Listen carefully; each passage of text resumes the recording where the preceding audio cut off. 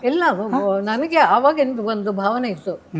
ಶಾಸ್ತ್ರೀಯ ಸಂಗೀತ ಅಂದರೆ ಶಾಸ್ತ್ರೀಯ ಸಂಗೀತ ಒಂದೇ, ಬಾಕಿ ಯಾವುದೂ ಅಲ್ಲ. ಬಾಕಿ ಎಲ್ಲ ಸಂಗೀತ ಅಲ್ಲ. ನಮಗೆ ಏನಿಲ್ಲ, ರೇಡಿಯೋ ಒಂದೇ ಇದ್ದಿದ್ದು ಅವಾಗ. ರೇಡಿಯೋದಲ್ಲಿ ಅದು ಯಾವಾಗಲಾರು ಬರೋದು, ಕನ್ನಡ ಹಾಡುಗಳೇ ಬರ್ತಾ ಇರಲಿಲ್ಲ ಅವಾಗ. ಅವಾಗ ಕೊನೆಗೆ ಏನಾಯಿತು, ನಾನು ನಮ್ಮ ಚಿಕ್ಕಪ್ಪನ ಮಗಳು ನಮ್ಮ ಮದುವೆ ಆಯಿತು.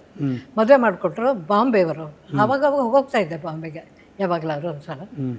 ಆವಾಗ ಅಲ್ಲಿ ಅಭಂಗ್ಸು, ಭಜನ್ಸು, ಸುಧೀರ್ ಫಡ್ಕೆದು ಇದೆಲ್ಲ ಕೇಳಿ, ಇವು ಶಾಸ್ತ್ರೀಯ ಸಂಗೀತನೂ ಅಲ್ಲದೆ ಬೇರೆ ಪ್ರಕಾರಗಳೇ ಇದೆ ಬೇಕಾದಷ್ಟು ಅಂಥೇಳಿ ಆವಾಗ ಸುಗಮ ಸಂಗೀತಕ್ಕೆ ನಮ್ಮ ಪ್ರಭಾಕರ್ ಮೇಷ್ಟ್ರು ಸುಗಮ ಸಂಗೀತನೂ ಹೇಳ್ಕೊಡೋರು, ಶಾಸ್ತ್ರೀಯನೂ ಹೇಳ್ಕೊಡೋರು.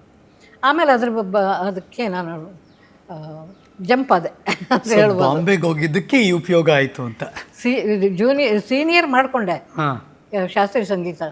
ಅದಾದಮೇಲೆ ಭಾವಗೀತೆ ಅದರ ಬಗ್ಗೆ ಒಲವಿತ್ತು. ಆಮೇಲೆ ಅವಾಗ ಬಹಳ ಕಷ್ಟ ಕಲಿಯೋದೊಂದರೆ, ಯಾಕೆಂದರೆ ಒಂದು ಹಾಡು ಒಂದು ತಿಂಗಳು ಕಲಿತಿದ್ದೆ ನಾನು. ರೇಡಿಯೋ ಒಂದೇ ಇರೋದು. ಹೌದು.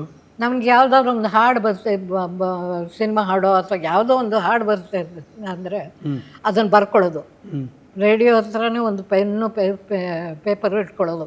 ಅದು ಬಂದಾಗ ಬರ್ಕೊಳ್ಳೋದು. 1-2 ಲೈನ್ ಬರೆಯೋಷ್ಟು ಮುಂದೆ ಹೋಗ್ಬಿಡೋದು. ಹೌದು. ಮಧ್ಯ ಯಾವುದೋ ಲೈನು, ಆಮೇಲೆ ಇನ್ನೊಂದು ಸಲ ಯಾವಾಗ ಬರುತ್ತೆ ಅಂತ ಕಾಯ್ತಾ ಇರೋದು.